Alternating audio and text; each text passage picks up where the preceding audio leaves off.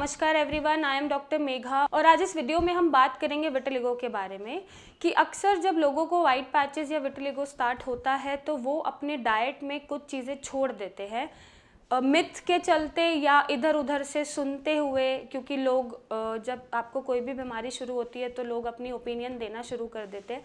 जैसे कि इंडिया में ऑलमोस्ट हर एक इंसान बिना डिग्री के डॉक्टर है, तो उन चीज़ों को ना सुनते हुए, लोगों की बातें ना सुनते हुए आप कुछ भी ऐसा ना करें जो आपका विटिलिगो बढ़ा दे और उसको सीवियर कर दे। तो अगर आपको विटिलिगो हुआ है या शुरू हुआ है या विटिलिगो है तो आप कौन सी चीज़ें अपनी डाइट में ऐड करेंगे या अवॉइड करेंगे जिससे कि विटिलिगो बढ़े ना, स्प्रेड आउट ना हो और वो धीरे धीरे कंट्रोल होना शुरू हो जाए। तो सबसे पहले आपको डाइट में अवॉइड करना है मैदा आप जितना अवॉइड करेंगे उतना आपका विटिलिगो बढ़ने से रुकेगा। मैदे के साथ साथ आपको अवॉइड करना है अरारोट। हम अक्सर जब क्रिस्पी चीज़ें बनाते हैं, पकौड़े या फिर ब्रेड रोल या फिर कुछ भी जो फ्राइड चीज़ें होती हैं, उसमें हम अरारोट यूज़ कर लेते हैं उसको एक कंसिस्टेंसी देने के लिए, ताकि वो क्रिस्पी हो जाए या फिर टेस्टी बने। तो ऐसी चीज़ें आपको अवॉइड करनी है जिसमें अरारोट या मैदा यूज़ हो रहा है। आप अपने डाइट में जितना हो सके बेसन को इंक्लूड करें। बेसन आप जितना लेंगे डाइट में, चाहे बेसन के पराठे हैं, बेसन के चीले हैं, बेसन की सब्जी है, तो अगर आप बेसन इंक्लूड करेंगे तो आपका जो विटिलिगो है वो बढ़ने से रुकेगा और आपके बॉडी को जितने भी रिक्वायर्ड मिनरल्स हैं जो डेफिशिएंट हो रहे हैं वो ठीक होने शुरू हो जाएंगे। तो बेसन के साथ साथ आप वीट ले सकते हैं, वीट में आप ज्वार ले सकते हैं, आप बाजरा ले सकते हैं। ये चीज़ें आपको अवॉइड नहीं करनी है। आपको जो अवॉइड करना है वो है मैदा, अरारोट। आप बेसन, गेहूँ, ज्वार, बाजरा इन सब की रोटी, खिचड़ी बना के खा सकते हैं। अब मैं बात करूंगी कि ऐसी कौन सी चीज़ है जो आपके विटिलिगो को बढ़ने से रोकेगी और धीरे धीरे उसको कंट्रोल करेगी। आपके डाइट में आपको ऐड करने हैं प्रोटीन, क्योंकि जब विटिलिगो आपको हो रहा है और ये ऑटोइम्यून डिसऑर्डर है तो कुछ मेलेनिन प्रोडक्शन के लिए या मेलेनोसाइट्स को मेलेनिन इंक्रीज करने के लिए कुछ पर्टिकुलर अमीनो एसिड्स की ज़रूरत होती है। वो अमीनो एसिड आपको कहाँ से मिलेंगे? डाइट में सोर्सेज में प्रोटीन से, क्योंकि अमीनो एसिड डेरिवेटिव है प्रोटीन का। तो अगर आप अपने डाइट में प्रोटीन ही नहीं लेंगे तो वो अमीनो एसिड रिलीज़ नहीं होंगे, जिससे मेलेनोसाइट्स मेलेनिन ढंग से रिलीज़ नहीं कर पाएंगे। तो वहाँ पर ज़रूरी है प्रोटीन एक रिक्वायर्ड अमाउंट में जाना। प्रोटीन की फॉर्म में आप जितना हो सके दाल खाइए। आप कोई भी दाल, फॉर एग्जांपल आप मूंग दाल ले सकते हैं। आप अगर आपको गैस की प्रॉब्लम नहीं होती है तो आप उड़द दाल ले सकते हैं। बाकी मूंग दाल बहुत हेल्दी होती है, प्रोटीनिशियस होती है। तो आप जितना हो सके दाल खाइए प्रोटीन फॉर्म में।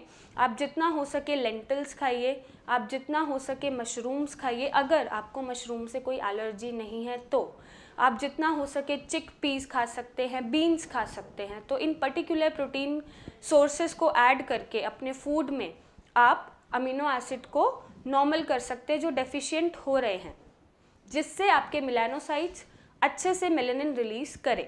नेक्स्ट आपको जो चीज़ें खानी हैं वो होनी चाहिए जिंक डेरिवेटिव्स, क्योंकि विटिलिगो आप अपने आप में ही एक ऑटोइम्यून डिसऑर्डर है जिसमें मिनरल्स और विटामिन्स की डेफिशिएंसी हो जाती है मेलेनिन के साथ साथ।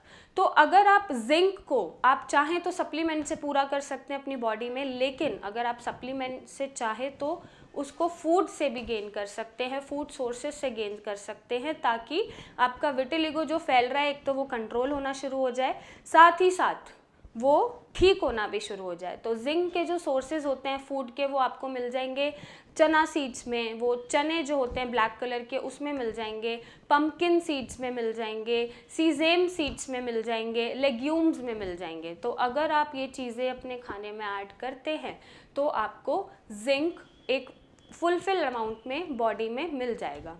जो जिंक डेफिशिएंट हो रहा है, स्पेशली विटिलिगो पेशेंट्स में जिंक डेफिशिएंट हो रहा होता है, कॉपर डेफिशिएंट हो रहा होता है, जितने भी रिक्वायर्ड मिनरल्स एंड विटामिन्स हैं जो आपके मेलानिन प्रोडक्शन में हेल्प कर रहे हैं, मेलानोसाइट्स को मेलानिन रिलीज करने में हेल्प करा रहे हैं, वो डेफिशिएंट हो जाते हैं। तो ये चीज़ें अगर आप ऐड करते हैं अपने खाने में, अपने फूड में, अपने डाइटरी रेजिम्स में, तो आपके विटिलिगो जो स्प्रेड हो रहा है, जो कंटिन्यूसली बढ़ रहा है, वो कंट्रोल होना शुरू हो जाएगा और धीरे धीरे विद प्रॉपर ट्रीटमेंट, मेडिसिन का प्रॉपर ट्रीटमेंट जो आपके ऑटोइम्यून डिसऑर्डर को ठीक करेगा, उसको रिवर्स करेगा, उसके साथ साथ तेज़ी से रिकवरी जो है आपकी फास्ट हो जाएगी, जो धीरे धीरे हो रही है या जो स्प्रेड आउट हो रहा है। अगर ये चीज़ें हैं साथ साथ, और अगर आप एक ट्रीटमेंट सही ले रहे हैं, क्योर की तरफ ट्रीटमेंट ले रहे हैं, तो आपका ट्रीटमेंट इन डाइट को ऐड करके या इन फूड सोर्सेज को ऐड करके वो तेज़ी से रिकवरी की तरफ चला जाएगा और ये बढ़ेगा नहीं या स्प्रेड आउट नहीं होगा।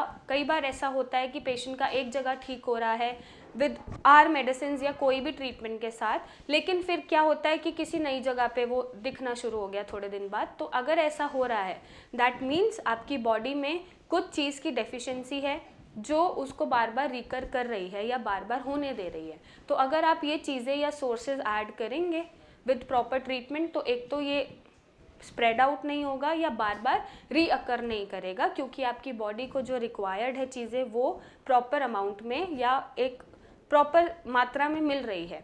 तो आपकी बॉडी जो डेफिशिएंट हो रही थी वो रिकवर कर रही है और ये बार बार आपको रीअकरेंस नहीं दिखेगी।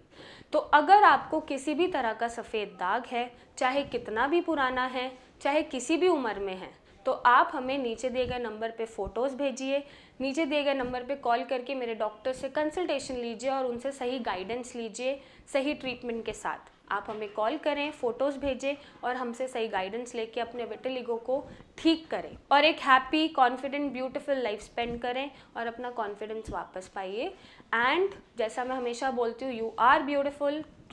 कोई क्या बोलता है कोई मैटर नहीं करता, आप क्या सोचते हैं, आपको कैसा लगता है, वो मैटर करता है। सो आप हमें कांटेक्ट करें, हमसे कंसल्ट करें, फ़ोटोज़ हमें भेजिए, अपॉइंटमेंट लेके मुझसे मिलने आइए, मेरे डॉक्टर से कंसल्टेशन लीजिए और हमें कॉल करके बताइए कि आपकी क्या परेशानी है।